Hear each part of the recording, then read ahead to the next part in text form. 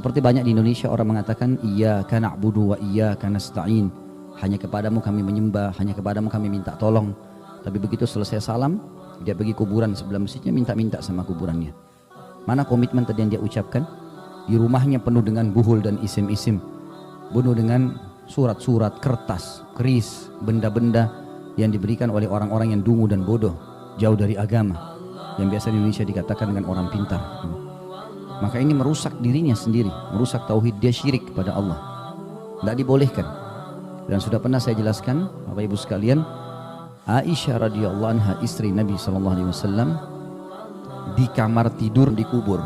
Dan ini ranjang Aisyah, di sebelahnya adalah kuburan Nabi SAW.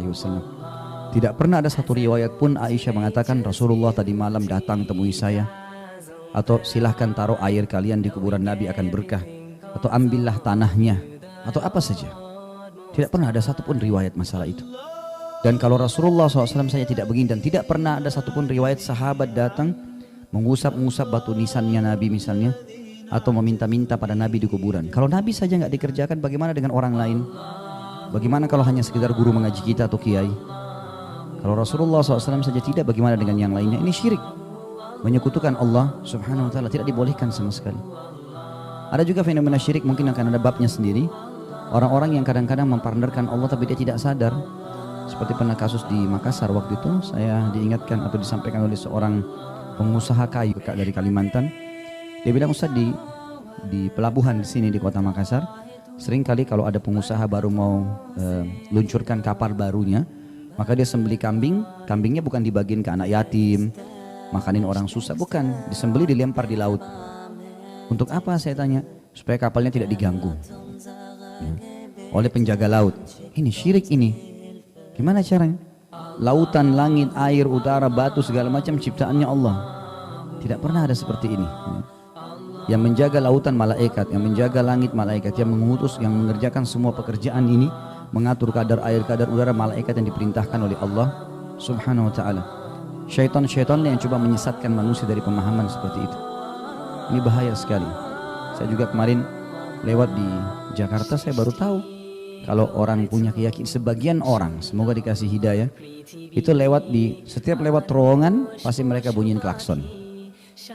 Saya sempat Bintaro waktu itu pengajian malam, mobil saya lagi masuk bengkel, saya diantar waktu itu sama panitia. Pas lewat terowongan lagi macet total, tiba-tiba klakson rame bunyi. Saya bilang, tidak sengaja, saya cuma bilang, orang-orang ini kenapa nggak sabar ya? Toh di depan kelihatan memang macet panjang sekali, nggak mungkin klakson ini tidak berpengaruh ke sana. Ternyata yang bawa mobil bilang, Ustaz nggak tahu. Saya bilang, kenapa? Ini syirik ya Ustaz? Apa syirik ini? Apa masalahnya? Dia bilang, orang-orang ini klakson bukan karena macet, tapi karena berkeyakinan kalau lewat terowongan harus bunyiin klakson supaya penjaga terowongan tidak ganggu mobilnya. Sedangkal itu apa keyakinannya? Ini semua syirik ini, ya. Tidak dibolehkan sama sekali. Makanya Allah bilang, orang-orang yang beriman dan tidak mencampur adukkan imannya dengan kezaliman atau syirik, mereka itu adalah orang-orang yang mendapat keamanan. Makna keamanan, Bapak Ibu sekalian, hidupnya tenang. Makin murni tauhid kita, makin kita mentauhidkan, tunduk hanya pada hukumnya, ya, patuh pada perintahnya, maka makin tenang hidup itu. Orang makin bertauhid, hidupnya makin tenang, karena dia tidak akan bergantung kecuali kepada Allah. Apapun di hadapan dia, semua makhluknya Allah. Dia sakit, yang ciptakan dia Allah. Yang ciptakan penyakitnya Allah, yang ciptakan kesembuhannya Allah. Dia sehat, yang ciptakan dia Allah, yang ciptakan kesehatannya Allah, yang bisa mempertahankan kesehatan Allah.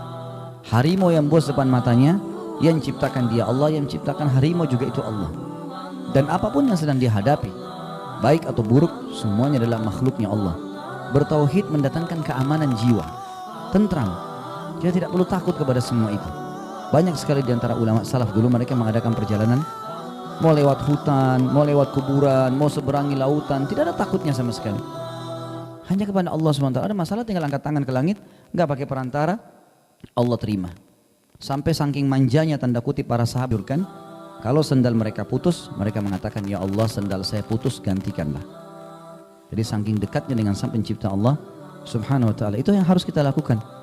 Saya kadang-kadang sampaikan ke beberapa jemaah saya di pengajian, dan saya sampaikan ke Bapak Ibu sekarang, cobalah bermanja kepada Allah. Dan ini makna tauhid.